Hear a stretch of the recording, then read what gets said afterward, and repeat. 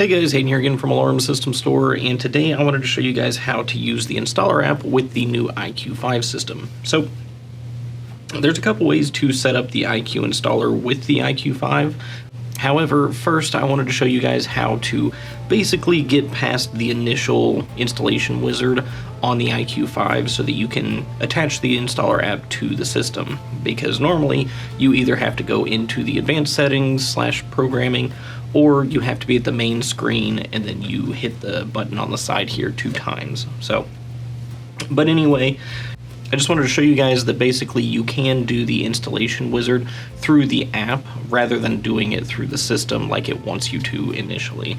So if you're the type that does want to do that, basically when you get to this screen right after you boot up your IQ5, all you're going to do is hit the menu button there at the top right and then scroll down to Exit Wizard.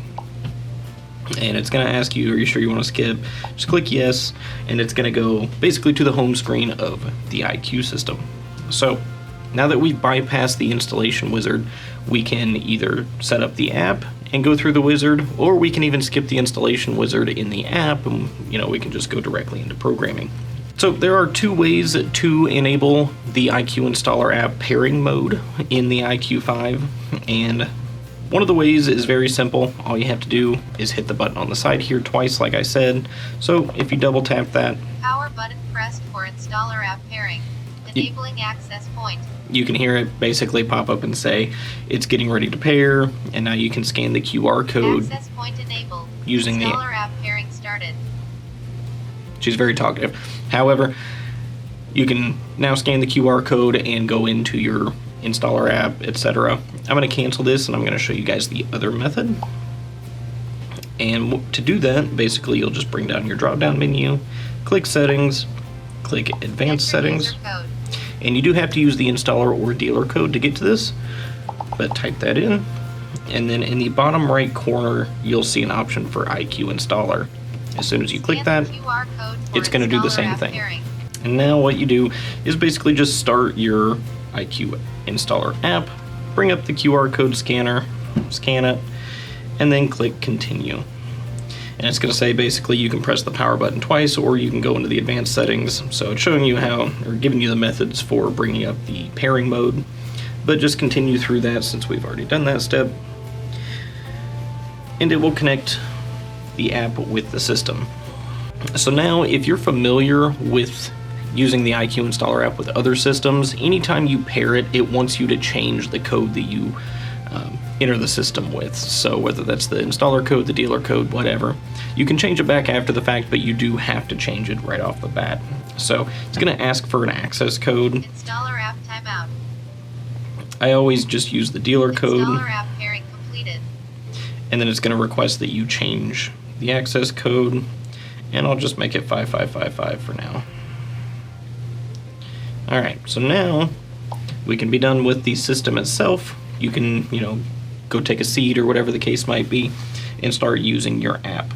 So initially you are going to get the installer wizard again. You're just going to get it on the app. So if you would prefer to use the app for the installation wizard, you're more than welcome to do so. You can click start and go through all the procedures the exact same as you would on the system. However, again, you can click that menu option, installer app timeout, and you can go to exit wizard there, and then you can just skip the installation wizard altogether if you don't really care for the installation wizard. Totally up to you guys. I think it's pretty quick for adding sensors and stuff like that right off the bat, getting it connected to Wi-Fi, but however you want to do it is more than fine, obviously. And since we have it pulled up, I just wanted to give a quick tutorial on using the installer app, just for those that are not familiar with it. So once you get through the installation wizard, whether you do it or not, you're going to get to this page. This is basically the status page of your system. So this looks the same for all of the different systems that this connects to, but you'll see your system there. It shows whether the Wi-Fi is connected, shows your cell signal, shows power, shows battery. Down here you can bring this down and it's going to give you basically a more detailed version of that. You can also see the software version of your system if you want to, If we close that, down here in the devices info, once we start adding sensors to it, you'll see those showing up here. So whether it's a security device, a Wi-Fi device, automation device, whatever the case, you can come in here and you can check quick status for all of your devices that are connected to your system. Down here at the bottom, we have the different menus for the installer app. So if we go to the right, that is the test section, and you can do all of the tests that would normally be doable on the system. So Wi-Fi test, dual path test, daughter card test, etc. If we go to the far right one, that is settings for the app itself. So you can change the language, the theme, temperature scale. Not a whole lot here, however, that's there if you need it. And then if we go to the left, the first option is config. Now configuration is where you're going to do all of your programming. So this is where you're going to go into installation to add your sensors. You can go into your users, set up new user codes. And pretty much anything that it revolves around how the panel functions is going to be changed in the configuration section. The far left here is the events tab. So that's going to show basically a history of the events that have happened on the system. So you can see we have a few events here. Basically it's just the boot up process for the system, shows it powering on, the battery connecting, so on and so forth. However, like I said, if we want to do any programming, we go into the config section, and then you're going to go into installation. This is where most of your settings are going to be found for how the panel functions. You can go into devices and start enrolling your sensors or whatever you have. You can go into your dealer/installer settings and change the main functions of the system. Go into your system logs. Nobody's really going to need that unless you're an installer and you want to like see history on stuff. But there's a sirens and alarms section, which covers exactly that. And then security and arming, which that's going to cover, the arming features and things like that. So look through that. You can check the manual for the system. It is going to cover every setting that you can adjust. I'm not going to go over everything today, obviously, but I will show you guys how to enroll a sensor. So you click devices, and then it's going to bring up a list of devices that you can set up, whether it's security sensors, Wi-Fi devices, Z-Wave, etc. This is a security sensor, so we're going to click that. And then you come down here at the bottom right, click the plus button, and it'll give you a few options here. So most people are just going to use the auto learn because that's the simplest. You can do manual PowerG enrollment though. And in those rare cases where you are using MX devices like addressable sensors, you can add those here as well. We're going to click on auto learn, click start auto learn. And once you see the blue circle spinning, that means it is ready to enroll a device. So this is the new PGP 9303, the PowerG Plus version of a door contact. And you just have this pull tab here. You pull that, wait a few seconds, and it will connect to the system. You can see it popped up right there. So with PowerG Plus devices, you'll get this additional add with pin option. I'm not going to mess with that today. I'll show that in another video. But once you see your sensor pop up there, obviously double check your ID number, make sure that it shows the same, and then click add. After a second, Sensor added successfully.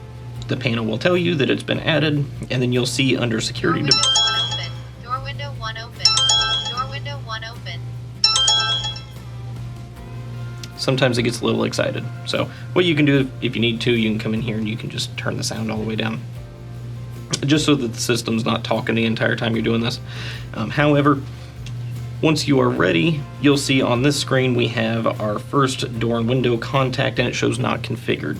So you're going to click on it, and this is where you're going to do your zone programming essentially. So it shows the sensor ID again, so you can double check that if needed. Shows the sensor type, which is door/window.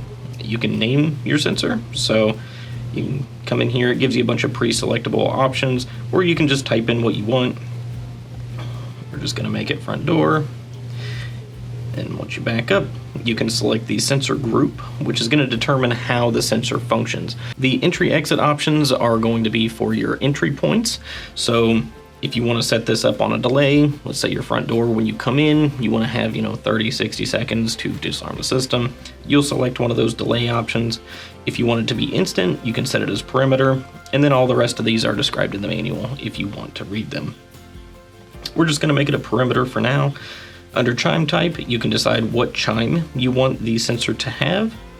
You can decide if you want voice prompts on or off. You can decide if the sensor is going to be bypassable, meaning if you go in, you can bypass it so that it's not active for an arming period.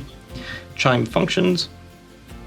You can decide whether you want it just to chime on opening, chime on closing, or on both opening or closing.